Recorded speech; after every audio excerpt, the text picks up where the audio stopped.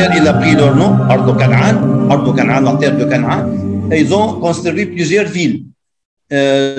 Parmi ces villes construites par les Canaaniens, plus précisément par les tribus, la tribu jébuséenne, les Jébuséens, donc c'est Al-Quds. Al-Quds, c'est les Jébuséens qui l'ont construite pour la première fois, donc elle a pris leur nom. Le premier nom connu de Jérusalem, de Quds, c'est Jébus, Yabous, donc en référence aux Jébuséens. Mais le nom de la Palestine, donc, provient d'un peuple qui s'appelait les Philistins. Les Philistins qui a migré de la mer d'Égée, vers la Palestine, donc en 1200 à peu près avant 1200 ans avant Jésus-Christ, ils se sont installés ici, à côté de Gaza actuellement. Donc, puis cette terre, elle a pris le nom de Palestine.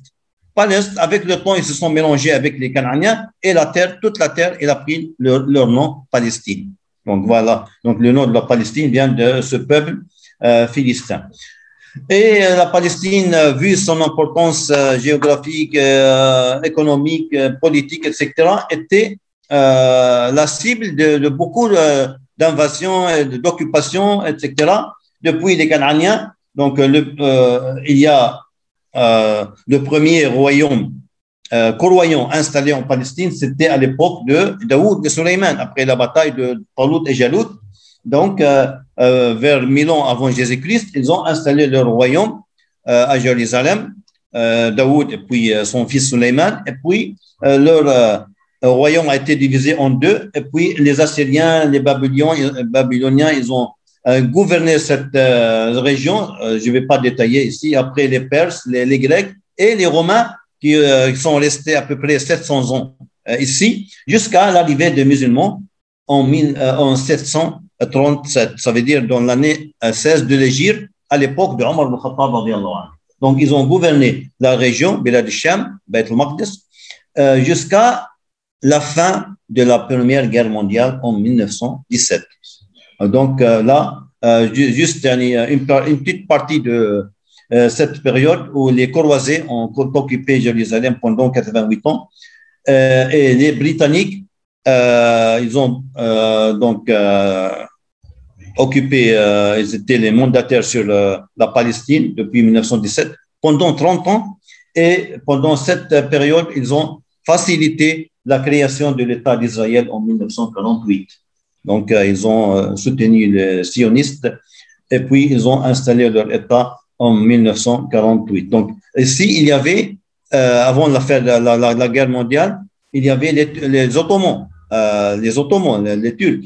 يعني الخلافة الإسلامية العثمانية, ils étaient ici, puis ils se sont retirés face aux Français et Britanniques qui se sont partagés la région, donc le Liban et la Syrie pour la France et la Palestine et la Jordanie donc pour les Britanniques. Et pendant le mandat britannique, donc la Palestine, elle a pris cette forme, la Palestine ici, et puis ils ont facilité donc la migration des sionistes vers la Palestine pendant 30 ans, et à la fin, ils ont déclaré leur État Israël sur 78% de la Palestine. Il restait quoi? La Cisjordanie sous contrôle jordanien et la petite bande de Gaza sous contrôle égyptien. C'est-à-dire Gaza coupé de la Cisjordanie. Donc, et ces deux parties ont été à leur tour occupés en 1967, après la guerre de 6 jours. Donc, Israël il a occupé la totalité de la Palestine. Voilà, c'était en 1967 et ils ont occupé en même temps Jérusalem-Est où il y a la mosquée Al-Aqsa Al-Mubarak. Voilà. Donc, les Palestiniens, avec le temps, ils ont même la Cisjordanie maintenant, elle est à moitié occupée par les colonies israéliennes et les Palestiniens ne possèdent pas plus que 12% de la Palestine historique. C'était un petit aperçu sur l'histoire et la géographie de la Palestine. Maintenant, la mosquée Al-Aqsa. La question, laquelle est la mosquée Al-Aqsa, à votre avis? Elle est où la mosquée Al-Aqsa? هذا هو مش هذا C'est quoi, hein? À côté. Ça. ما حوله. Donc, c'est ni l'un ni l'autre. ما حوله الله عز وجل بارك ما حوله. Mais la mosquée Al-Aqsa, c'est ni l'un ni l'autre. La mosquée Al-Aqsa, c'est tout ça. C'est tout ce qui est entouré par la muraille, c'est la mosquée Al-Aqsa. Non, حوله. حوله non, حوله.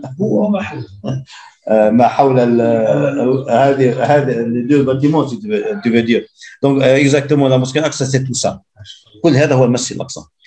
Tout ça, c'est une mosquée. C'est un lieu sacré. Donc, pas uniquement le dôme du rocher, hein, mais toute cette partie qui fait 14 hectares, 144 000 mètres carrés. Voilà, c'est la mosquée.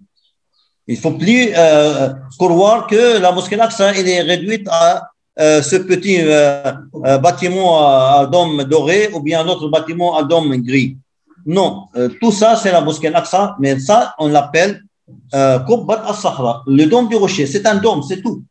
C'est tout, hein, c'est même pas une mosquée, on va dire. C'est une salle de prière, c'est vrai, parce qu'elle est assez grande pour accueillir 2000 personnes. Et l'autre mosquée, l'autre salle, c'est une salle de prière. Donc, quand on parle de la mosquée, c'est toute cette superficie qui fait 14 hectares. Mais là, c'est le Musalla al-Qibli, ça veut dire la salle de prière al-Qibli, parce qu'elle est à côté de al-Qibla. Al-Qibla, elle est par là. La Mecque, elle est par là. Donc, cette salle de prière, c'est la salle principale de prière. C'est là où il se met l'imam pour diriger la prière. Mais sinon, tout ça, c'est la mosquée Al-Aqsa al-Mubarak, qui est une mosquée exceptionnelle. C'est une étendue de terre qui fait à peu près 16% de la vieille ville de Jérusalem. 16%, le sixième de la vieille ville de Jérusalem. Al-Quds al-Qadima, la vieille ville, entourée par une muraille. Et la mosquée Al-Aqsa, elle a sa propre muraille. Donc, elle fait 16% de Al-Quds al-Qadima. Donc, nous, malheureusement, on répète ce qu'ils disent les occupants. Ils disent votre mosquée Al-Aqsa, il est là. Voilà, tout ça, uniquement ça. Alors que là, tout le reste, ils l'appellent comment esplanade des mosquées. Alors tout ça, c'est la mosquée. Tout ça, c'est une mosquée. Elle est réservée aux musulmans. Vous voyez? Donc, la vieille ville de Quds, elle a 7 portes. La mosquée Al-Aqsa, elle a 15 portes de tous les côtés, sauf que côté est et sud, les 5 portes sont fermées. Ici, la mosquée Al-Aqsa se trouve dans le quartier à majorité musulmane. Il y a ici le quartier chrétien, où il y a l'église la plus sacrée pour les chrétiens, l'église Saint-Sépulcre. Il y a le quartier arménien. Donc, ici, il y avait, face à la mosquée Al-Aqsa, face au mur Al-Buraq, il y avait le quartier des Maghrébins. Mais en 67, quand ils ont occupé la partie est de Jérusalem, ils ont aussitôt détruit tout le quartier. Et puis, ils ont mis la main avec le temps sur toute cette partie du quartier musulman qui est devenu un quartier juif. Voilà. Maintenant, l'importance de la mosquée Al-Aqsa al-Mubarak. L'importance de la mosquée. Pourquoi on est là aujourd'hui pour parler de la mosquée Al-Aqsa? Justement parce que la mosquée Al-Aqsa, c'est je ne sais pas comment enlever la partie, mais c'est pas grave. C'est la 3e mosquée sainte en islam. Et cette mosquée, elle est bien mentionnée, comme on a dit, dans Surat Al-Isra. Surat Al-Isra, le premier verset, Subhanalladhi asra bi'abdihi laylan min al-masjid al-haram ila al-masjid al-aqsa alladhi barakna hawlahu linuriyahu min ayatina innahu as-sami'ul basir. Gloire et pureté à celui qui, de nuit, il a fait voyager son serviteur, Muhammad sallallahu alayhi wa sallam, de la mosquée Al-Haram vers la mosquée Al-Aqsa. Donc, vous voyez, Allah Azza wa Jal, dans ce verset, il a donc regroupé les 2 mosquées, Al-Haram et Al-Aqsa. Mais on a 3 mosquées saintes en islam. Elle est où la 3e mosquée? Est-ce qu'elle est citée dans ce verset? Oui, mais de façon indirecte, implicite. Pourquoi? Parce que le mot Al-Aqsa, qu'est-ce que ça veut dire Al-Aqsa en arabe? Al-Aqsa. Al-Aqsa, ça veut dire quoi? Ça veut dire Al-Ab'ad, la plus lointaine. Parce que la lointaine, c'est Al-Qasi. Al-Qasi, ça veut dire la lointaine. Mais Al-Aqsa, c'est encore la plus lointaine. Ça veut dire quoi? Ça veut dire que à l'époque où ce verset a été révélé, il y avait sur terre deux mosquées, la mosquée Al-Haram et la mosquée Al-Aqsa. Et il y aura une troisième mosquée lointaine. Donc la mosquée la plus lointaine, c'est la mosquée Al-Aqsa, et la lointaine qu'il y aura lieu donc après la migration vers Médine. Parce que ce verset a été révélé alors que le prophète sallallahu alayhi wa sallam, il est toujours à la Mecque.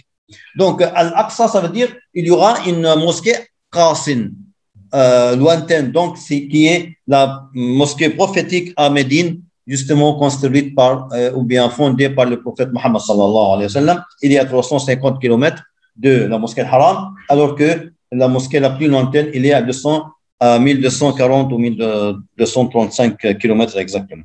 Donc voilà, dans ce verset, Allah Azza wa Jal, il cite directement ou indirectement la mosquée, des trois mosquées saintes en islam. Donc pourquoi ces mosquées sont saintes? Parce que ces mosquées, Allah Azza wa Jal, il a choisi des prophètes pour les construire, pour les fonder. Donc la mosquée Haram et la mosquée Al-Aqsa, c'est le prophète Adam qui les a construites, qui les a fondées. On va voir ça tout à l'heure, Inch'Allah. Et dans la mosquée Haram, une prière est équivalente à 100 000 prières. Et dans la mosquée du prophète sallallahu alayhi wa sallam, deuxième mosquée sainte, une prière est équivalente à 1000 prières. Et dans la mosquée Al-Aqsa, une prière est équivalente à 1000 ou 500 ou 250 prières selon les différents hadiths du prophète sallallahu alayhi wa sallam. La mosquée Al-Aqsa, c'est la deuxième mosquée mise sur terre. هو ثاني مسجد وضع في الأرض.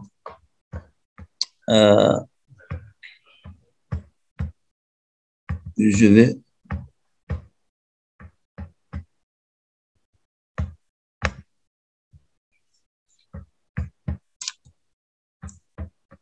C'est la deuxième mosquée mise sur terre.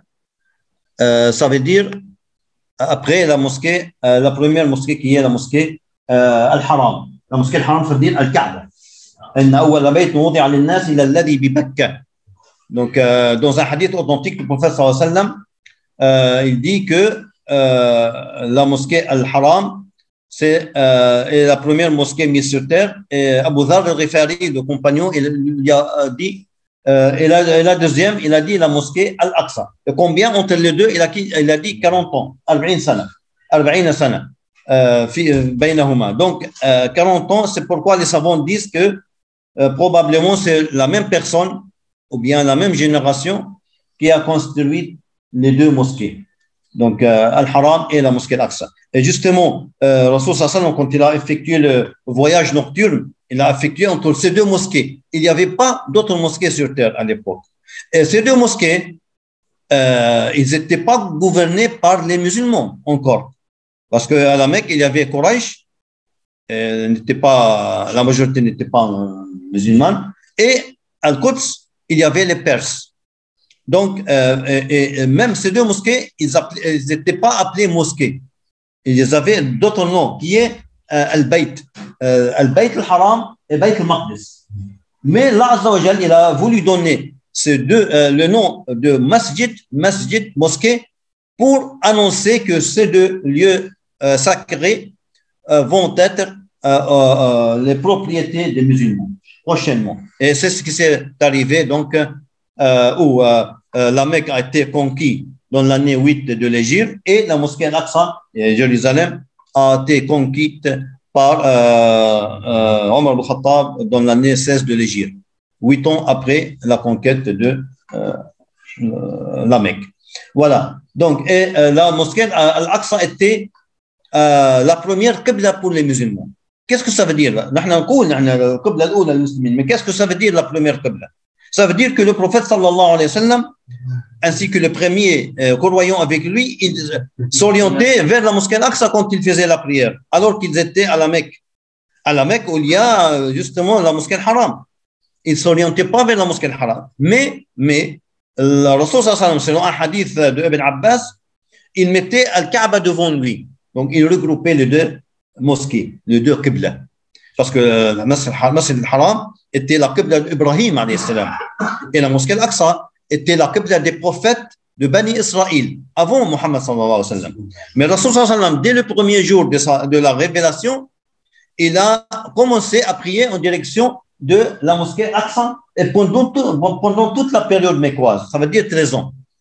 Pendant toute la période mécoise, selon un hadith d'Ibn Abbas, كان النبي صلى الله عليه وسلم يصلي وهو بمكة نحو المسجد بيت المقدس والكعبة بين يديه. Et puis, quand il a migré vers la Médine, est-ce qu'il s'est retourné vers le Kaaba? Non, il a continué à prier vers la mosquée Al-Aqsa. Vous voyez l'importance de cette mosquée? Dès les premiers jours, Allah Azza wa Jal, il a voulu attacher les cœurs des musulmans à cette mosquée. Alors, ils avaient à côté donc Al-Kaaba. Donc, pendant 14 ans, le prophète sallallahu alayhi wa sallam, imaginez, le Rasul sallallahu alayhi wa sallam, il a vécu en tant que prophète 23 ans. La révélation, il a duré 23 ans. Et 14 ans et 4 mois, exactement, le Rasul sallallahu alayhi wa sallam, il s'orientait vers la mosquée Al-Aqsa. Et 8 ans, quand il a reçu l'ordre de changer pour Al-Kaaba, et 8 ans vers Al-Kaaba. Donc, le 2/3 de sa vie prophétique, le Rasul sallallahu alayhi wa sallam, il s'orientait vers la mosquée Al-Aqsa Al-Mubarak. Et c'est important ça. Subhanallah, nous, on s'oriente vers le Kaaba. Imaginez, le Rasul sallallahu alayhi wa sallam, il s'orientait vers la mosquée Al-Aqsa. Tous les cœurs étaient orientés vers la mosquée Al-Aqsa pendant 14 ans. Et je termine dans ce chapitre de l'importance de l'Aqsa par le voyage extraordinaire qui est le voyage nocturne en Isra wal Mi'raj, qui s'est déroulé où? Dans la mosquée Al-Aqsa. Ce n'est pas dans la mosquée Al-Haram. La mosquée Al-Haram était le début de ce voyage. Mais les grands événements se sont déroulés dans la mosquée Al-Aqsa Al-Mubarak. Et la question, comment elle était la mosquée Al-Aqsa au moment de l'Isra wal Mi'raj? Est-ce qu'il y avait ce dôme de rocher? Est-ce qu'il y avait cette musalla al-Qibli? Est-ce qu'il y avait tout ça? Non. Mais on a dit tout à l'heure qu'il y avait les Perses à Jérusalem. Et les Perses, n'étaient pas croyants. Et puis, donc la mosquée Al-Aqsa, il était juste une terre comme ça, vide. Il n'y avait rien. Il n'y avait rien. Alors que c'était une mosquée. Il était bien une mosquée, mais il n'y avait rien. Donc, il y avait juste cette terre délimitée par une partie de cette muraille que vous voyez. Donc, était bien un lieu considéré comme sacré, un lieu de culte, délimité, mais il était abandonné, si vous voulez. Il était vide, en tout cas. Il était vide, en tout cas. Il n'y avait pas d'édifice. Le premier bâtiment construit à l'intérieur de cette mosquée, c'était à l'époque d'Omar ibn Khattab. On va voir ça tout à l'heure. C'est une bonne question, là. Il pose, on va en parler, Inch'Allah, quand on va parler de l'évolution de la mosquée Al-Aqsa. C'est vrai, il y avait des prophètes ici, mais oui, des prophètes, chacun à son époque, ils s'occupaient de la mosquée Al-Aqsa. Il y avait des choses construites ici. Mais tout a été détruit, en fait, plus tard. Mais ce qui est important, c'est que cette terre est restée réservée à la prière à travers les temps. Il était considéré comme un lieu de culte, un lieu de prière. Mais ce qui a changé, en fait, c'est l'intérieur. Il a beaucoup changé à travers l'histoire. Et donc, à l'époque de Isra al-Mi'raj, il n'y avait que le rocher. Et Rasul sallam, il est venu sur Al-Buraq, ici, de la Mecque, il a attaché Al-Buraq, ici, dans le mur ouest de la mosquée. Al-Aqsa, c'est l'est, le sud, le nord, et là, c'est l'ouest. Là, il a attaché la monture Al-Buraq sur le mur ouest, dans cette partie qu'on a appelé plus tard le mur de Al-Burak. Jusqu'aujourd'hui, on l'appelle Ha'at al-Burak. Ha'at al-Burak. Donc, هذا Ha'at al-Burak que les Juifs l'appellent comment? Mur de lamentation. Donc, vous voyez, une autre présentation de l'Aqsa, il était une sorte de colline qu'on appelle toujours une colline de Mouria. Au sommet, il y a le rocher. On va voir, Inch'Allah, le rocher. Et sur la partie sud du mur ouest, il y avait un anneau ici, halaqa, un anneau auquel le prophète sallam il a attaché al-Burak. Le Rasul sallam il a dit, je l'ai attaché à l'anneau où les prophètes attachaient leur monture. ربطته في الحلقة التي يربط فيها الأنبياء. هكذا ورد في الحديث. Donc cet anneau il est ici. Et puis à côté il y avait la porte par laquelle le prophète sallam est entré, c'est la porte al-Burak. Mais actuellement il est fermé. Mais au-dessus de cette porte, actuellement, il y a ce qu'on appelle la porte des Maghrébins. Maghrib, on va voir, Inch'Allah, cette porte. Donc, هذا الباب حائط البراق وهذا باب البراق. Donc, à l'intérieur de la mosquée, le Rasul sallallahu alayhi wa sallam, il est entré par là. Qu'est-ce qu'il a fait à l'intérieur de la mosquée? Qu'est-ce qu'il a fait? Il a fait la prière. Mais ce n'est pas n'importe quelle prière. Oui. Oui, avec les meilleures créatures. Les 24 000 prophètes, 124 000 prophètes, Ahsan, ont prié derrière le prophète Mohammed sallallahu alayhi wa sallam qui était leur imam. C'est là que le prophète sallallahu alayhi wa sallam il a eu cet honneur d'être l'imam des prophètes, imam al-Mursalin, في المسجد الأقصى المبارك.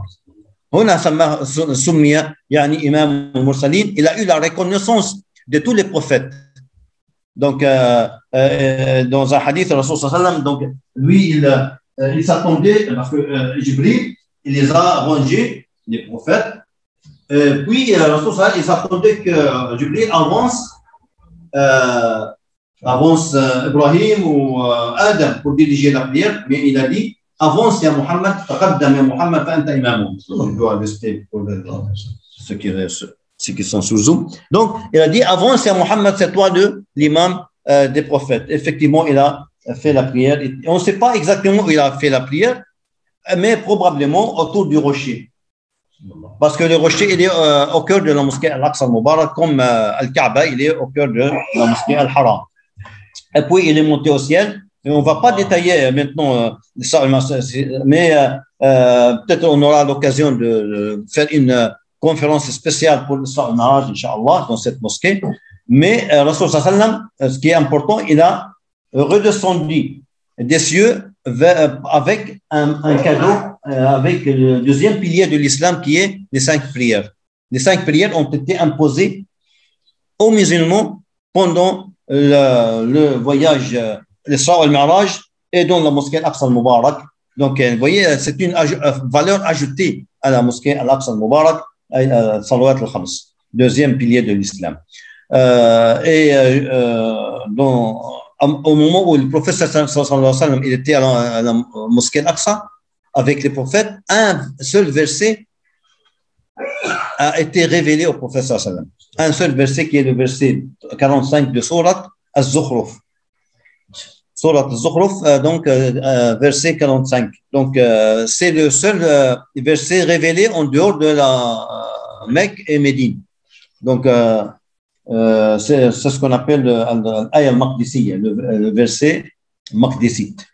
Donc, vu l'importance de la mosquée Al-Aqsa, Rasul sallallahu alayhi wa sallam, il orientait les compagnons vers le nord, vers la conquête de Bayt al-Maqdis, dont il a fait plusieurs expéditions, sont détaillées à l'époque de Abu Bakr as-Siddiq radiyallahu anhu, masha'Allah. Abu Bakr, il a envoyé les armées, toute la puissance musulmane vers le nord, et puis c'est à l'époque de Omar ibn Khattab qu'il y a eu la bataille historique de Al-Yarmouk dans l'année 15 de l'Hégire, 636, et puis les musulmans, après cette bataille, ils ont encerclé la ville Al-Quds, et puis les habitants chrétiens de cette ville, ils ont réclamé la venue du calife en personne pour lui remettre la clé de la ville sainte. Et justement, vu l'importance de cet événement, Omar ibn Khattab, il a fait le déplacement de Médine vers Al-Quds, vers la ville Al-Quds. Il était bien reçu par les habitants d'Al-Quds. Donc la mosquée Al-Aqsa, on a dit qu'il était comme ça. Et puis Omar ibn Khattab, qu'est-ce qu'il a fait? Il a construit une petite salle de prière en bois ici, côté Al-Qibla. Et c'est là que cette salle elle est devenue plus tard Musalla Al-Qibli, qu'on a vu tout à l'heure. Donc, c'est Omar ibn Khattab qui a construit le premier bâtiment, la première salle de prière à l'intérieur de la grande mosquée Al-Aqsa Al-Mubarak. Vous voyez, Al-Quds était comme ça. La mosquée Al-Aqsa, on voit bien, elle était vide, déserte. Parce que c'est une maquette réelle, en fait. Mujassam haqiqi, réelle qui remonte à l'époque des Byzantins qui ont occupé Al-Quds après les Perses. Donc, Omar ibn Khattab, il est venu par là, puis la mosquée Al-Aqsa était vide et il a construit une salle de prière ici. Oui, bien sûr, c'est une maquette qui montre bien que la mosquée Al-Aqsa, avec sa forme, il était préservé, mais le reste, c'était la ville de Al-Quds. Et puis, Omar ibn Khattab, justement, c'est pourquoi les chrétiens, quand ils ont vu Omar ibn Khattab, ils ont dit que c'est bien le calife décrit dans nos livres. Donc, ils l'ont invité à visiter la.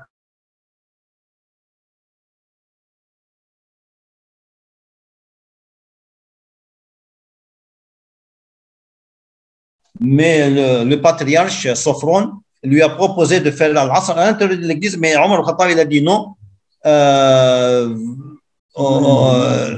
par crainte que les musulmans après lui ne viennent réclamer cette église pour eux, sous prétexte qu'Omar il a fait la prière ici. Il a dit non, vous gardez vos églises, vos couvents, vos biens, vos maisons, vos terres, vous êtes chez vous. Même il a fait un pacte avec eux pour qu'ils restent dans la ville. Ils sont libres dans leur religion, ils ne sont pas obligés à devenir musulmans, etc., etc. Et puis, Omar Khattab, il a prié à l'extérieur de l'église, là où on a construit une mosquée plus tard. Jusqu'aujourd'hui, il est là, il s'appelle Mosquée Omar. Non. Ici, vous voyez, là, c'est la ville de Quds. Ici, l'église Saint-Sépulcre. Et Omar Khattab, il a prié ici. وهنا المسجد الأقصى المبارك.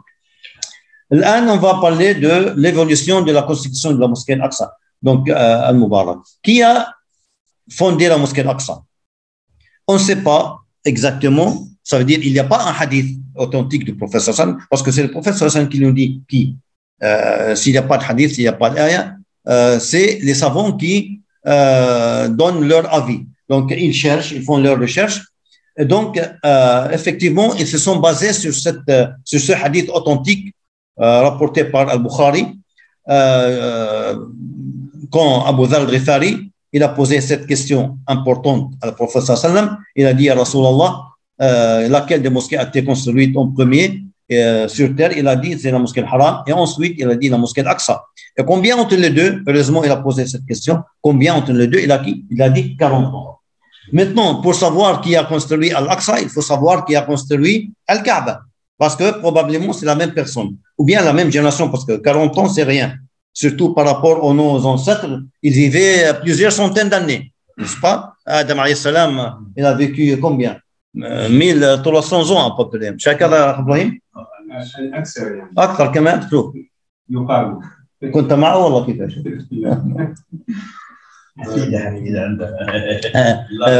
Oui, je vivais beaucoup. Bon, donc 40 ans, au moins, on va dire, c'est une génération. En fait, les savants ont trois avis sur le sujet. Certains disent que c'est les anges qui ont construit le Kaaba. D'autres disent que c'est Sayyidina Ibrahim qui a construit le Kaaba. Et d'autres ils disent, la majorité en fait, ils disent c'est Adam. Donc c'est Adam qui a construit la mosquée Al-Aqsa. Mais le premier avis, les anges ne construisent pas une mosquée pour les êtres humains. Les anges, ils ont leur propre Kaaba au ciel, n'est-ce pas? Il s'appelle comment? Bayt al-Mamour. Le Bayt al-Mamour, la maison peuplée, il est au ciel. Il est visité chaque jour par 70 000 anges. يطوفون حوله ولا يعودون إليه. Donc, c'est à l'instar de Kaaba. Al-Kaaba, il est au-dessous de Al-Bayt al-Ma'mour. Le Rasul sallallahu alayhi wa sallam, في حديث يقول لو سقط البيت المعمور على الأرض سقط على الكعبة.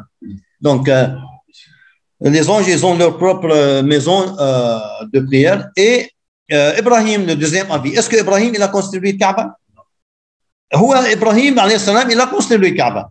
Mais il n'était pas le fondateur de le Kaaba. Il n'a pas fondé le Kaaba. Il a construit, il a rénové le Kaaba. Il a élevé reconstruit. Il a rénové. Il a élevé les murs. وإذ يرفع إبراهيم القواعد من البيت وإسماعيل. Ibrahim, il a élevé avec son fils Ismaïl les fondations de Kaaba. Le Kaaba, en tant que terre, existait. Il faut savoir une chose. La mosquée en islam, c'est quoi? La mosquée en islam, c'est la terre délimitée et réservée à la prière. Il y a l'ardh al-muhaddada wal mukhassasa lis-salat. C'est ça, la mosquée. La mosquée, c'est la terre. C'est pas les murs, c'est pas les dômes, c'est pas les minarets. Quand on dit une mosquée sainte, c'est la terre qui est sainte. C'est pas les murs, parce que les murs, on peut les changer, on peut les rénover, ainsi de suite. Donc, la terre, la mosquée, c'est la terre. La terre délimitée est réservée à la prière. Donc, Ibrahim, alayhi salam, il savait l'endroit, ou bien Allah Azza wa Jal lui a montré l'endroit de Al-Kaaba. في سورة الحج الله عز وجل يقول وإذ بوأنا لإبراهيم مكان البيت. On a montré à Ibrahim l'endroit de la maison. يعني مكان ولم يقل له بوأنا البيت. بوأنا مكان البيت. المكان il est là, l'endroit, le lieu de la maison est connu. Et pourquoi alors que Ibrahim il était en Palestine, il a eu son fils Ismaïl. Pourquoi il a fait toute cette distance 1240 km pour déposer son fils et sa mère, la mère d'Ismaïl, Hajar, ici? Pourquoi il n'a pas éloigné un peu vers la Syrie, le Liban, la Jordanie? Non, il a fait tout ça, toute cette distance, parce qu'il savait que ici il y a la première mosquée mise sur terre, al-Masjid al-Haram. وقال ربنا إني أسكنت من ذريتي بواد غير ذي زرع عند بيتك المحرم. C'est pas n'importe où, mais j'ai laissé une partie de ma descendance dans une vallée sans agriculture, là où il y a ta maison sacrée. Exactement. Il y a la maison sacrée, donc il a mis ici. Et après, quand il a grandi, Ismaïl, il a reçu l'ordre de construire les murs, parce que le Kaaba, il n'y avait pas le bâtiment de Kaaba, parce que probablement il a été ravagé par Toufan Nouh, c'est ça, Toufan, le dulge de Noé. Donc il n'y a plus le bâtiment, mais peut-être il y avait les fondations de Adam, et Ibrahim, il a construit les murs. Vous voyez cette image-là, on pense que Adam, il a délimité Al-Kaaba, il a délimité, puis Ibrahim, il a construit les murs. Et le Kaaba, à l'époque d'Ibrahim, était comme ça, il n'y avait pas de toit. Il y avait une porte à l'est et une porte à l'ouest. Et Rasul sallallahu alayhi wa sallam, il a voulu, en fait, reconstruire Al-Kaaba comme elle était à l'époque d'Ibrahim. Il a voulu faire deux portes de côté est et ouest, mais il a dit les gens ne vont pas accepter ça, il a laissé. Donc, à l'époque de Quraysh, le Kaaba était complètement détruit. Et là, ça montre aussi que la sacralité, c'est pas pour les murs, mais c'est pour la terre. Donc, ils ont reconstruit Al-Kaaba sur une partie de ses fondations, sur 2 tiers. C'est pourquoi on le voit cubique. Mais à l'origine, elle a une forme rectangulaire, exactement comme Al-Aqsa. Al-Aqsa, il a exactement la même forme. Je vais vous montrer une chose étonnante. Une chose étonnante que j'ai dépassée là, c'est que les 2 mosquées, Al-Kaaba et la mosquée Al-Haram, ils ont exactement la même forme géométrique. Al-Aqsa, il a une forme quasi rectangulaire, c'est pas rectangulaire exactement, mais quasi rectangulaire, avec des côtés un peu différents. Et Al-Kaaba, il a exactement la même forme. Ça veut dire les mêmes angles. Les mêmes angles, mais c'est pas la même taille. La mosquée Al-Aqsa, elle est énorme par rapport à Al-Kaaba. Elle fait à peu près 580 fois Al-Kaaba. 580 مرة. يعني, mais c'est la même forme. Ça veut dire quoi? Ça veut dire que c'est le même plan architectural qui respecte justement ce qu'on appelle en architecture la proportion dorée. Al-Nisba al-Dhahabiyya. Ces deux formes respectent ce qu'on appelle en architecture la proportion dorée, ou même parfois on l'appelle la proportion divine. Al-Nisba al-Rabbaniyya, subhanallah. هكذا تسمى. Ça veut dire que c'est le même constructeur par l'ordre de Allah Azza wa Jal, et voilà, Al-Kaaba, qui a la même forme que la mosquée Al-Aqsa, c'est le même plan architectural. Et en plus, il y a une autre chose étonnante, c'est que la mosquée Al-Aqsa, elle est naturellement orientée vers Al-Kaaba. Ça veut dire l'axe central de la mosquée Al-Aqsa passe par le Kaaba. Ça veut dire qu'elle est construite de façon à être dirigée vers la qibla finale des musulmans. Vous voyez le lien étroit entre ces deux mosquées, subhanallah, construites par le même prophète. Ils ont la même forme géométrique. L'un est orienté vers l'autre. Le voyage nocturne entre ces deux mosquées, ils ont été mentionnés ensemble dans le même verset, etc. Il y a beaucoup de liens entre ces deux mosquées saintes. Donc, là, la majorité des savants disent que c'est Adam qui a construit, qui a fondé Al-Kaaba. Ibrahim, il a rénové. Et puis, la même chose pour la mosquée Al-Aqsa. Donc, 40 ans après Al-Kaaba, Adam, il a délimité la mosquée Al-Aqsa. Et Ibrahim, probablement aussi, il a rénové la mosquée Al-Aqsa puisqu'il était en Palestine. Puis, la construction sûre s'est déroulée à l'époque de Sulayman alayhi salam.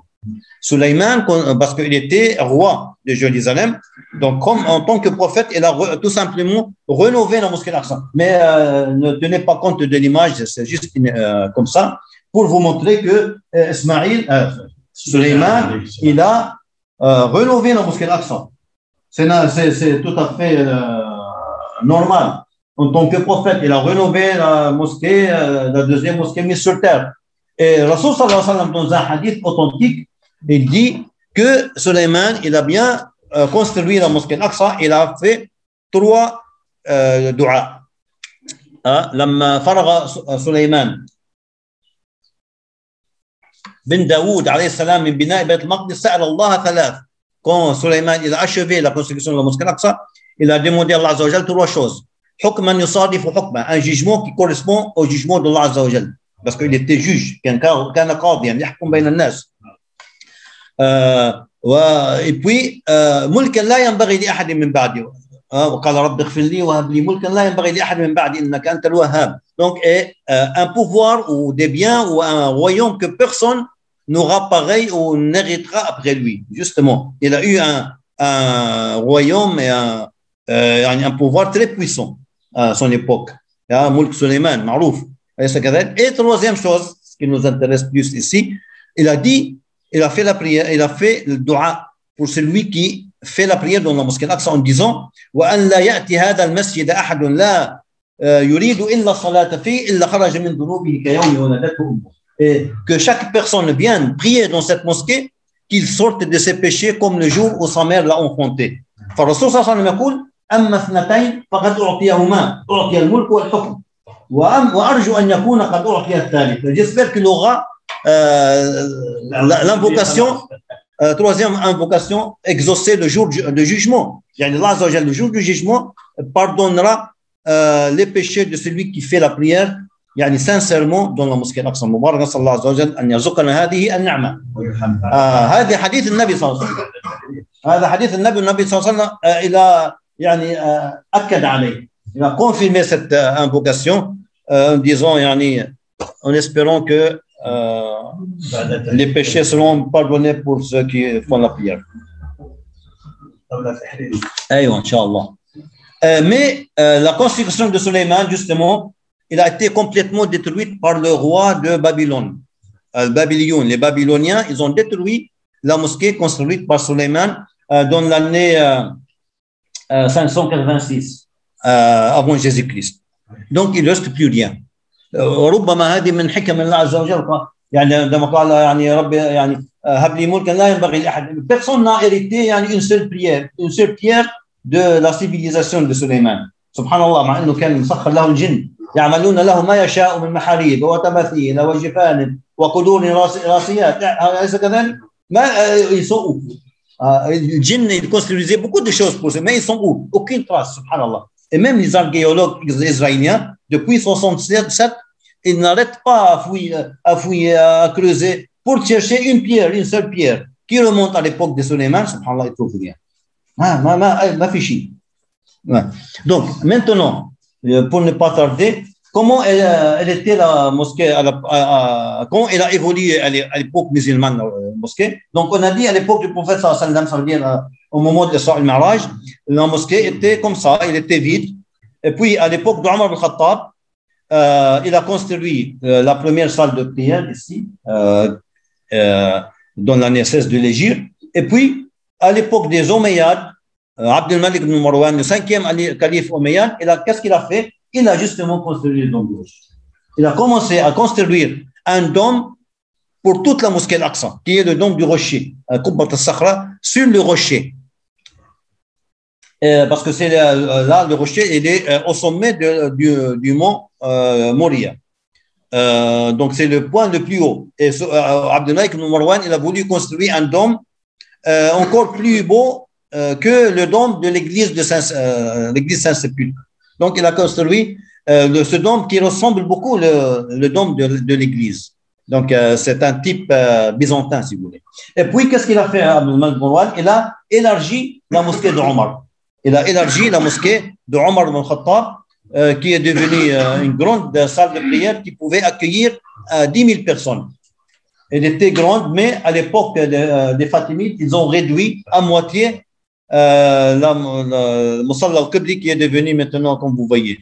Donc, aujourd'hui, la mosquée Al-Aqsa est comme ça. Maintenant, on va faire un tour à l'intérieur de la mosquée et on va terminer par le tunnel, Inch'Allah. Dans la mosquée Al-Aqsa, il y a beaucoup de choses. Il y a 200 monuments et structures. Il a beaucoup changé depuis les Omeyyades. Il y a 7 salles de prière, pas uniquement 2, comme vous, mais il y en a 7. On commence par le dôme du rocher. Le dôme du rocher, c'est une des plus anciennes, peut-être la plus ancienne œuvre et plus belle œuvre architecturale musulmane. Elle fait combien de hauteur? انت متخصص حبيبي 15 والله انك متخصص هي 15 هي في 40 متر يعني 40 متر de hauteur. من هنا il y a تقريبا 12 متر jusqu'ici 12 متر jusqu'ici. هنا jusqu'au bout de l'extrémité du croissant, il fait 40 mètres. Les Omeyyades, Abd al-Malik ibn Marwan, il a chargé 2 architectes pour construire le dôme du rocher. Un converti qui s'appelait Yazid bin Salam et un tabi'i, un savant musulman qui s'appelait comment? Raja bin Hayawan. Donc, tout d'abord, ils ont construit ce petit dôme pour servir d'un modèle.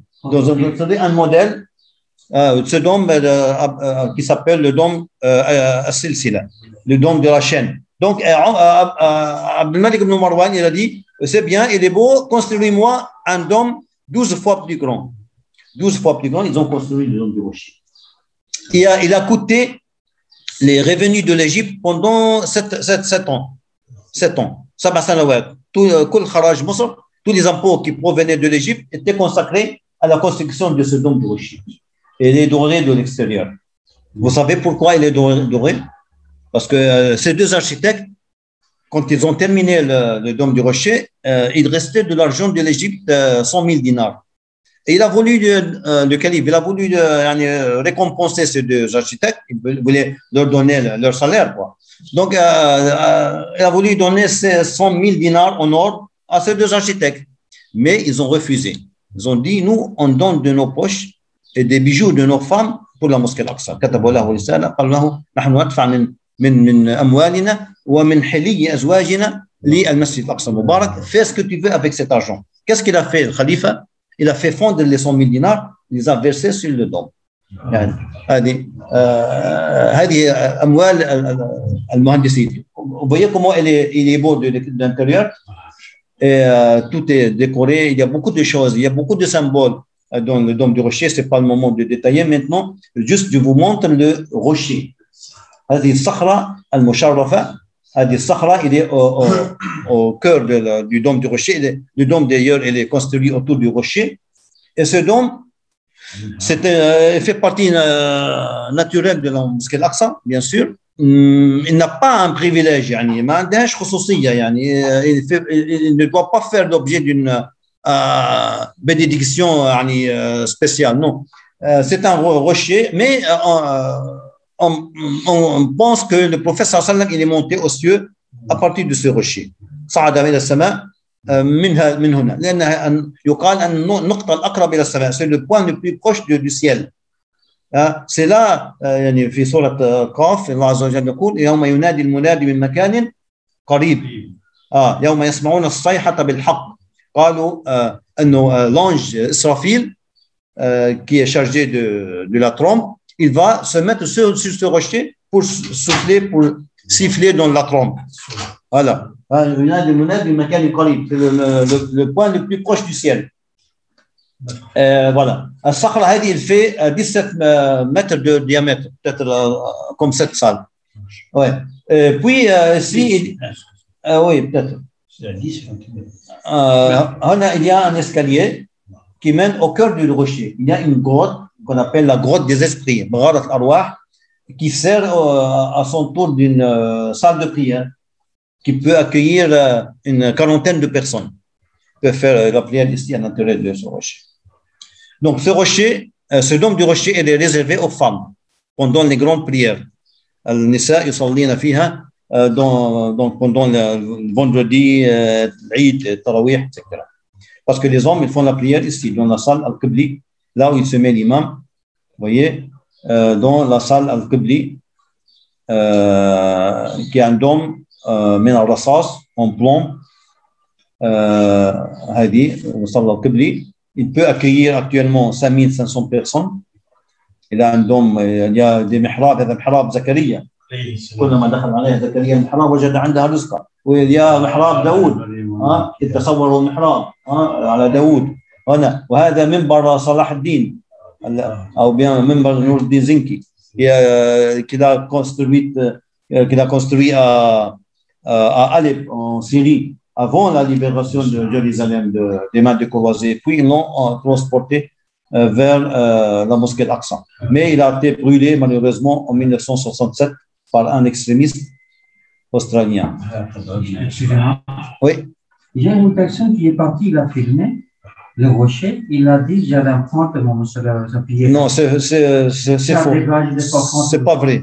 Il y a des gens qui pensent que il y a les empreintes des pieds du prophète Hassan sur le rocher, c'est faux. D'autres disent qu'il y a le doigt de l'ange Jibril, il a percé le rocher, alors que c'est faux, c'est pas vrai. Il y a d'autres qui disent que le rocher il est suspendu dans l'air, il n'est pas suspendu, il est bien ancré dans la terre. Il y a beaucoup de choses, des mensonges sur le rocher en fait. Ça vient des Israélites généralement. Les Israéliens, les Juifs enfin disent que ce rocher c'est le plus sacré pour eux parce qu'il était leur qibla. Peut-être on peut expliquer ça plus tard, Inch'Allah, si vous voulez rester. Mais on continue. Ici, c'est la salle Al-Marwani. C'est la plus grande salle de prière couverte dans la mosquée d'Aqsa. Elle est au sous-sol. On ne la voit pas, mais elle est au sous-sol. Elle est plus grande que Moussal al-Qibli. Voilà. Les Palestiniens, dans les années 90, ils ont réhabilité cette salle. Ils ont découvert les portes géantes de cette salle. Elles étaient disséminées par la terre. Ils ont creusé. Ils ont ouvert que 2 portes sur 9. Il y a 9 portes géantes de cette salle qui remontent à l'époque des Omeyyades. Donc, ils ont ouvert que 2 portes géantes, machallah. Et notre association, à l'époque, CBSP, elle a financé la réhabilitation de cette salle. Donc, vous voyez un escalier qui mène à l'intérieur. Elle peut accueillir 10 000 personnes, cette salle. Ici, au sous-sol de la mosquée de Musalla al-Qibli, il y a ce qu'on appelle l'ancien Aqsa. Ici, un couloir qui mène, qui traverse le sous-sol de la mosquée al-Qibli. Ici, vers l'ouest, il y a ce qu'on appelle Musalla des femmes, qui remonte à l'époque de Salah ad-Din. Salah ad-Din, à l'époque des femmes, ils faisaient la prière ici, à côté de la Musalla al-Qibli. Et là, il y a ce qu'on appelle Musalla al-Maghariba. Musalla al-Maghariba. Pourquoi on parle beaucoup des Maghariba dans le mosquée? Parce qu'ils sont venus justement à l'époque de Salah ad-Din, ils représentaient en fait 25% de l'armée de Salah ad-Din, qui a libéré Al-Quds des mains des croisés en 1187. Donc, Salah ad-Din a dédié cette salle de prière aux combattants maghrébins qui suivaient comme vous actuellement le rite malikite. On n'a pas le rite malikite, Madhab al-Maliki en Orient, mais voilà, ils avaient cette salle de prière. Actuellement, c'est un musée, Mathaf. Puis, voilà, il est là. C'est un musée musulman, en tout cas. À côté, il y a mur al-Buraq, et à l'intérieur, il y a, au sous-sol toujours, il y a une petite salle de prière appelée la salle de al-Buraq, Musalla al-Buraq. Une petite salle là où il y a un anneau, justement. On pense que c'est ici le professeur sallam, il a attaché al-Buraq. C'est un nom, bon, elle remonte à l'époque des Ottomans, mais probablement c'est le lieu où le professeur sallam, il a attaché sa monture al-Buraq. Ici, il y a la porte des Maghrébins. C'est la porte la plus importante de la mosquée Al-Aqsa parce qu'elle est la plus proche de Musalla al-Qibli. Là, vous voyez l'extrémité de Musalla al-Qibli. Mais malheureusement, cette porte, elle est interdite aux Palestiniens actuellement. Elle est aux mains des Israéliens. Et ce sont les colons qui rentrent par cette porte sous la protection de la police. Vous voyez, il est là, la porte des Maghrébins. Et ici, il y avait quoi? Il y avait le quartier des Maghrébins. Mur al-Buraq, il est là. Il fait 20 mètres de hauteur et 50 mètres de longueur. Les Juifs disent que c'est la partie qui reste du temple de Salomon. C'est la partie la plus sacrée pour eux. C'est ce qu'ils disent. Mais en réalité, ce mur ne remonte pas à l'époque de Sulayman, parce que même leurs propres savants, ils disent que la première partie des fondations de ce mur remonte à l'époque des Romains. Ça veut dire 1000 ans après Sulayman, 1000 ans après Sulayman. Et la deuxième partie, à l'époque, Mamelouk, les musulmans, Mamalik. La troisième partie, à l'époque ottomane. Donc, c'est un mur. Même l'ONU, les Nations Unies à l'époque, dans les années 30, ils ont formé une commission d'enquête sur la propriété de ce mur. Ils ont conclu que ce mur appartient aux musulmans. Il fait partie de la mosquée Al-Aqsa. Jusqu'aujourd'hui, la loi internationale, ce mur appartient au Waqf islami. Donc, vous voyez, ici, il y avait le quartier des Maghrébins. Vous voyez, il y avait 135 maisons historiques habitées par des familles d'origine maghrébine. Ce sont des Palestiniens, mais d'origine maghrébine. Quand on dit maghrébine, ça veut dire Maghreb, ou Jazair, ou Tunis. Toute cette partie, il n'y avait pas ces pays à l'époque de Salah ad-Din. Il n'y avait que des musulmans, n'est-ce pas? Donc voilà, ils ont habité ici, côté mur al-Buraq. En 1967, donc les sionistes, ils ont rasé tout le quartier. Maintenant, il y a une place que les Palestiniens l'appellent place de al-Buraq quand même. Dans la mosquée Al-Aqsa, il y a 4 minarets côté ouest et nord. Il y a 15 portes, dont 5 fermées à l'époque de Salah ad-Din. Ici, il y a la porte de Rahma, une grande porte, mais elle est fermée. Et ici, il y a la porte Maghariba, comme je vous ai montré, et les autres portes, les 9, sont ouvertes pour les Palestiniens. Il y a côté nord et ouest 12 écoles. Il y a des puits, il y a des fontaines, il y a plein de choses. Mais je termine par vous montrer des tunnels creusés sous Al-Aqsa, des tunnels énormes qui font plusieurs centaines de mètres, donc qui menacent justement les fondations de la mosquée Al-Aqsa. Donc, qu'est-ce qu'ils font les Israéliens? Ils essayent d'éliminer les traces musulmanes de la ville, sous Al-Aqsa, aux alentours, et ils les remplacent par des traces judaïques pour montrer aux gens que cette terre leur appartient. Donc, voilà, les touristes, on voit pas bien maintenant l'écran à cause du soleil, on a terminé. Vous voyez les fissures et les dégâts causés par ces creusements, vous voyez? C'est dans les fondations de Musalla al-Qibli et Musalla al-Marwani. Là, ils veulent en fait veulent reconstruire ce qu'ils appellent Temple de Salomon. هذا هو مجسم هيكل سليمان. Donc, ils interdisent les Palestiniens souvent de prier dans la mosquée Al-Aqsa. Ils font la prière à côté, dans les rues. Et là, il y a parfois des affrontements, comme ça s'est déroulé dernièrement. Voyez, mais les Palestiniens sont déterminés à défendre leur mosquée sainte, leur lieu saint de l'islam.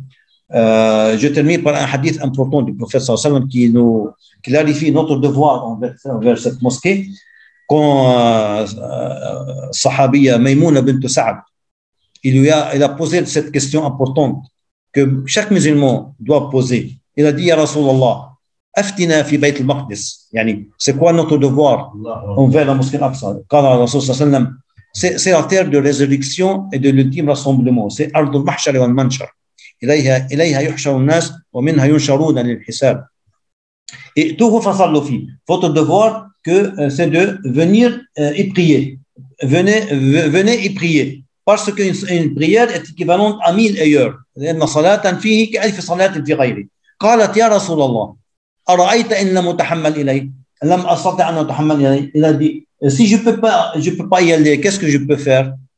Elle pose cette question alors qu'il n'y a pas encore de musulmans dans la mosquée d'Aqsa. Mais elle avait la parfaite conviction que la mosquée d'Aqsa va être aux mains des musulmans. Mais il a dit, si jamais il est aux mains des musulmans, c'est quoi mon devoir? Et si jamais je ne peux pas y aller, comme la plupart des musulmans aujourd'hui, il a dit, le Rasul sallallahu alayhi wa sallam, c'est simple. قال فتهدي له ولو يسرج فيه فإنه من فعل ذلك فهو كمن أتاه. C'est lui qui fait. Donc, si tu ne peux pas y aller, donc tu fais un petit don. Ne serait-ce qu'un peu de l'huile pour qu'il soit illuminé, pour que les gens là-bas puissent la fréquenter, la défendre et font la prière. Voilà, c'est ça notre devoir. De donner quelque chose aux gens qui donnent leur corps, leur maison, leur terre, tout pour défendre cette mosquée sainte qui est dans la mosquée d'Aqsa. هذا هو الطريق الذي رسمه لنا رسول الله صلى الله عليه وسلم. Donc de faire quelque chose, ne pas rester comme ça des spectateurs, voir nos frères en train d'être humiliés et d'être privés de leur maison, de leur terre, de leurs enfants, et nous on fait rien. Donc il faut faire quelque chose. فقط حتى كرامة للنبي صلى الله عليه وسلم الذي زار هذا المسجد وصلى بالأنبياء جميعا وكرامة لمن حرره ومن فتحه. لذلك أيها الإخوة واجبنا عظيم تجاه هذا المسجد. Cette mosquée doit rester dans notre cœur. Et voilà, vous connaissez maintenant, j'espère, un peu ou bien beaucoup de choses, Inch'Allah, sur la mosquée Al-Aqsa al-Mubarak. Et je vous remercie au nom de notre association humanitaire. Barakallah fikum jami'an. Voilà, si vous avez des questions, je suis prêt. On va essayer de voir s'il y a des questions pour avancer. Et juste avant de terminer, comme vous savez, je disais c'était CSBC avant, mais toujours c'est même, c'est l'association qui s'occupe totalement pour 100% pour Palestine, cette association. Et normalement, il a des timbres qui viennent là-bas, c'est ça? Ah oui, bon, j'ai un peu de produits à l'extérieur, mais ce n'est pas important. Mais maintenant, la priorité, si vous avez des questions, je suis prêt. Voilà, donc on pose des questions après dehors. Il y a quelques produits en fait pour soutenir les agriculteurs palestiniens. Il y a les brochures à l'extérieur aussi, avec notre adresse. Vous pouvez toujours faire des dons sur notre site internet h-ter.org. Voilà, il est là. Et en tout cas, moi, je suis votre voisin. J'habite à Pontokoba. Il fait la prière avec nous, mais sauf que ça fait longtemps qu'on avait voulu organiser. Ça fait je ne sais pas, ça fait longtemps. Hein. Ça fait 10 ans. Ça fait longtemps, mais bon, je dis l'occasion, c'est là. Mais malheureusement, il y en a, ils ont déjà des filles. Il est parmi les responsables de cette association. Malheureusement, nous, on se rappelle de la Palestine que s'il y a des morts, s'il y a du sang, s'il y a des destructions. Alors que Allah Azza wa Jal, ذكر فلسطين في القرآن الكريم. Vous savez combien de fois? Je ne veux pas dire de 2 fois, beaucoup de fois. Mais dans 45 سورة. في 45 سورة تذكرنا بفلسطين. 45 سورة تذكرنا بفلسطين يا جماعة. يعني سورة البقرة. قصة البقرة se déroulait où? Dans la terre bénie, à côté de la terre sainte. À côté de la Palestine. Avant d'entrer dans la terre sainte. Surat Al-Imran. Al-Imran, c'est quoi Al-Imran? C'est une famille de Jérusalem. قصة المائدة سورة المائدة il est descendu en Palestine. في سورة النساء الله عز وجل il parle de la levée de عيسى وما قتلوه وما صلوه ولا شبه لهم أليس كذلك؟ يعني سورة قصة يوسف il a débuté en Palestine. قصة مريم il s'est déroulé en Palestine. Zacharia, Yahya, tous les prophètes, la majorité des prophètes nous rappellent la Palestine.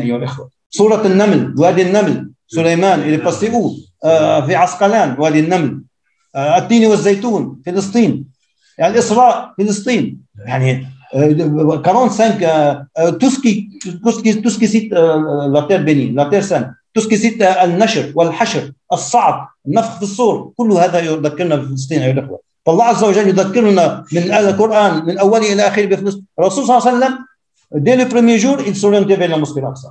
Au milieu de sa prophétie, dans l'année 11 et demi de la révélation, il a effectué le voyage vers la mosquée Al-Aqsa. Et avant sa mort, alors qu'il est sur le lit de la mort, il a cessé de répéter, exécuter l'expédition de Oussama vers Beit al-Maqdis. Il a préparé une armée, à la tête il a mis Oussama ibn Zayd, il l'a orienté vers la Palestine. Et avant sa mort. Vous voyez, toute sa vie, il pensait à la Palestine. Et nous, Allah yafi anna. Afa Allah anna. D'autres choses aussi, notre frère Ali, Allah yabarak fi. Alors ça, c'est des choses peut-être uniquement, c'est les femmes qui sont au courant. C'est son épouse, Allah disait, à faire des arts. Elle est hafiza de Coran, elle a l'Ijaza. C'est elle nous donne des cours ici, elle donne des cours aux femmes. C'est pas cette année, c'est l'année passée. C'est une femme, machallah, Allah yabarak fi, elle a l'Ijaza. La lecture comme il faut. Hafiza, si on dit l'Ijaza, c'est encore faible. Donc, j'ai déjà annoncé ici, ben, c'est pas des ans maintenant, les femmes qui souhaitent apprendre. Mais toujours, même pendant le Covid, ils faisaient les cours. Le vendredi passé, ils étaient là. Donc, il y avait un moment, ils faisaient par Zoom. Donc, pour vous dire, Akhali, il est avec nous ici, et puis son épouse aussi donne des cours aux femmes. Donc, on a annoncé, mais malheureusement, il y a beaucoup de femmes je sais pas, je dirais pas qu'ils ne sont pas au courant, mais sauf que soit ils ne sont pas intéressés ou le temps. Sinon, on a annoncé, le Juma, on a annoncé, ça fait 2 ans là maintenant. Il faut répéter la formation. Sinon, pendant le Covid, même pendant le Covid, ils font le cours toujours aussi. Donc, on fait dehors pour.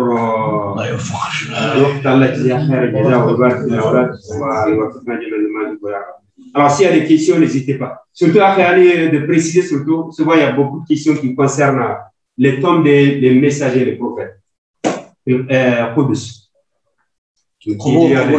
قبور الأنبياء. دقيقة un peu d'explication. Les tombes des prophètes et des messagers. Il faut savoir que, à part la tombe du prophète sallam, aucune tombe n'est sûre. On ne sait pas où les prophètes sont enterrés. Il n'y a que la tombe du prophète sallam. Ce qui est sûr, c'est ça. Il y a, à part ça, il n'y a aucune tombe. Voilà. Donc, mais probablement, quand on parle de ça, on parle de la probabilité. Voilà. Mais rien n'est sûr. Même Ibrahim. Donc, à Hébron, dans la ville de Hébron, de Khalil, de la Palestine, il y a une mosquée qui s'appelle Al-Haram al-Ibrahimi. D'ailleurs, le nom de cette ville, Al-Khalil, en référence à Ibrahim Khalil, donc au prophète Ibrahim. Donc, il y a une tombe pour Ibrahim, pour Sarah, pour Ishaq, pour Yaqub, pour Youssef. Ils sont tous enterrés dans. Alors, est-ce que c'est sûr? Allahu Alam, on ne sait pas. Allahu Alam. Voilà. Il y a Qabr Moussa. Rasul sallallahu alayhi wa sallam, dans un hadith, l'Isra wal Mi'raj, il a dit: je suis passé à côté de la tombe de Moussa.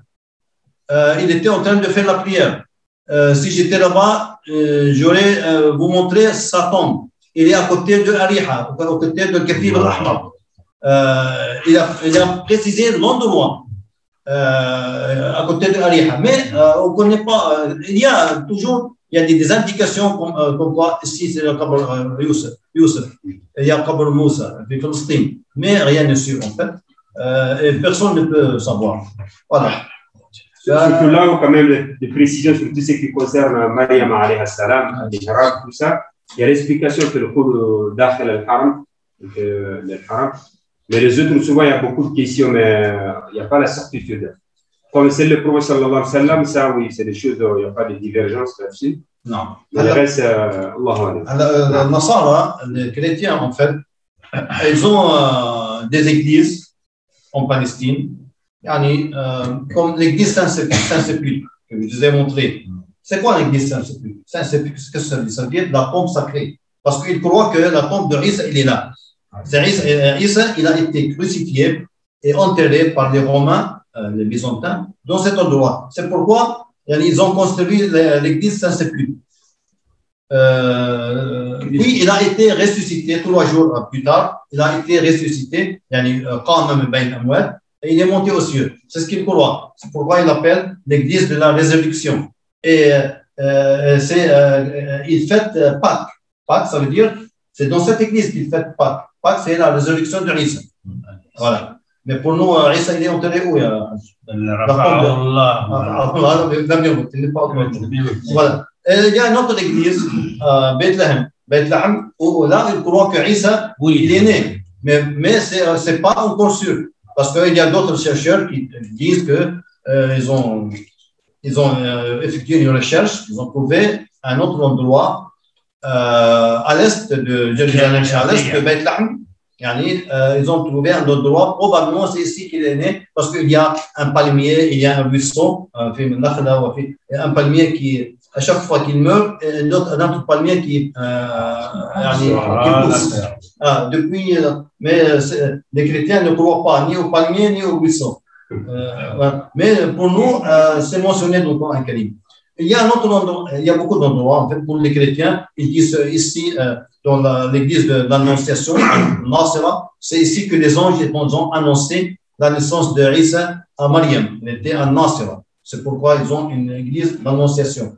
Il y a un autre endroit, il y a beaucoup d'endroits. Mais en tout cas, tant que rien n'est rapporté par le prophète sallallahu alayhi wa sallam, nous, on ne peut rien comprendre. Voilà. الرسول صلى الله عليه وسلم الذي يؤكد لنا أو ينفي الصحة صحة الأمور وما عدا ذلك فهو اجتهاد. اجتهاد وأخبار وأقوال وإسرائيليات كذلك. أحسنت.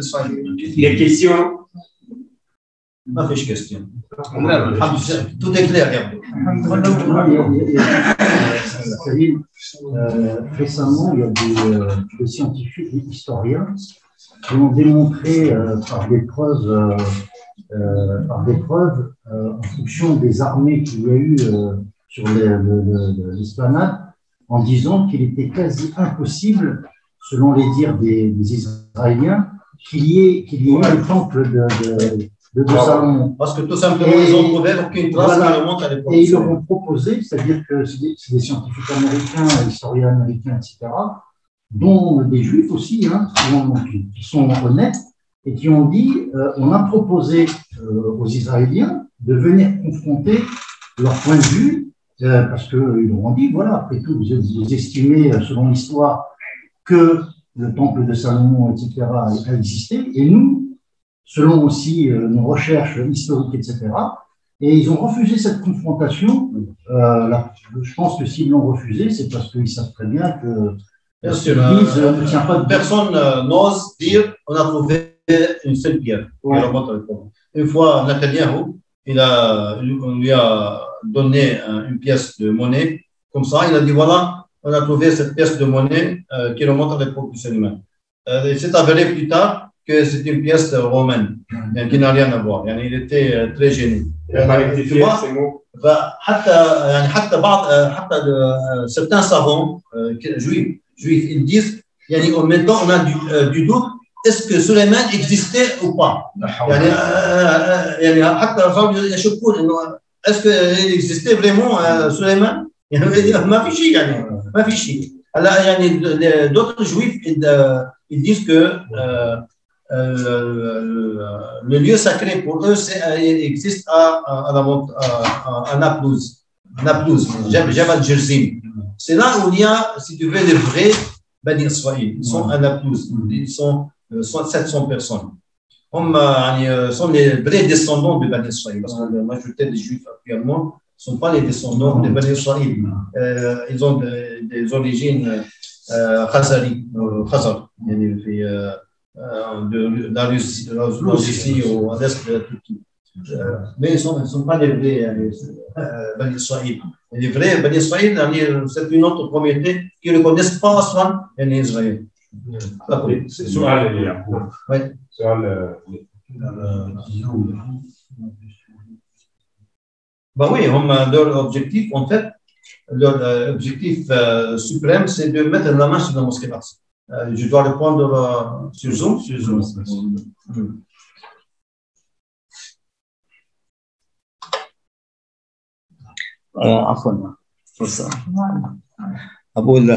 En fait, l'objectif des Israéliens, la question pourquoi les Israéliens empêchent les Palestiniens à entrer dans la mosquée Al-Aqsa. Oui, avec le temps, ils ont mis beaucoup de conditions, de restrictions à l'accès à la mosquée Al-Aqsa. D'ailleurs, pas tous les Palestiniens sont autorisés. Nos frères de la Cisjordanie, il faut une autorisation spéciale du gouverneur militaire de la Cisjordanie. Même les habitants de Jérusalem eux-mêmes, qui ne sont pas considérés, qui ont un statut spécial en tout cas, parfois ils sont, pour ceux qui ont moins de 40 ans, ils sont empêchés d'entrer dans la mosquée. Avec le temps, ils ont autorisé les colons à entrer dans la mosquée et faire la prière. Maintenant, ils ont 2 temps pour entrer dans la mosquée, les colons juifs, le matin et après le Dhuhr, avant le Salat de Dhuhr et après le Salat de Dhuhr. Donc, et puis, leur objectif final, c'est de mettre la main sur la totalité de la mosquée d'Aqsa. C'est ça l'objectif, comme je vous ai montré. Ils veulent détruire la mosquée complètement pour reconstruire leur temple. C'est ça l'objectif. Maintenant, pour eux, Israël n'est pas encore finalement installé tant que le temple n'est pas encore construit. Parce que pour eux, la construction du temple, ça annonce la venue de Messie. Voilà. Il faut que le temple soit construit pour accueillir le Messie. C'est ça l'objectif. Voilà.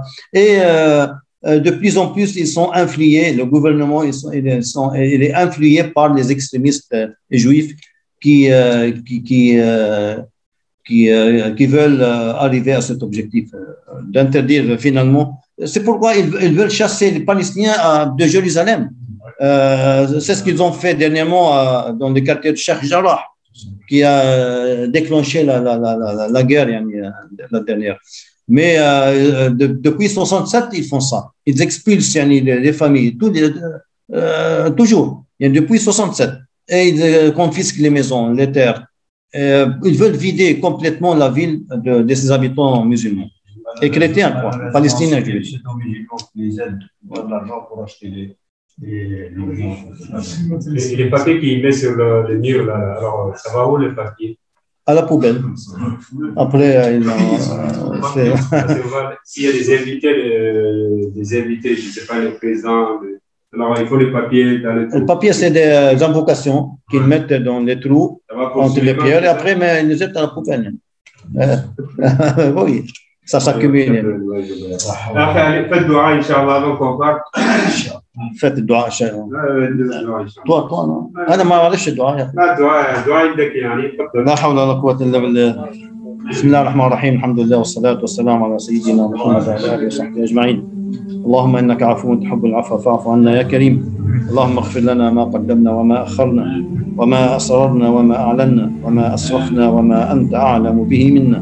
أنت المقدم وأنت المؤخر، لا إله إلا أنت، استغفرك ونتوب إليك. ربنا آتنا من لدنك رحمة وهيئ لنا من أمرنا رشدا.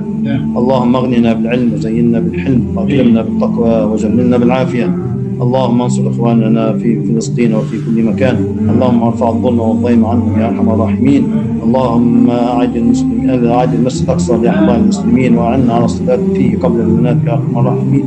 اللهم ربنا آتنا من لدنك رحمة وهيئ لنا من أمرنا رشدا. وصل اللهم على سيدنا محمد وعلى آله وصحبه والحمد لله رب العالمين.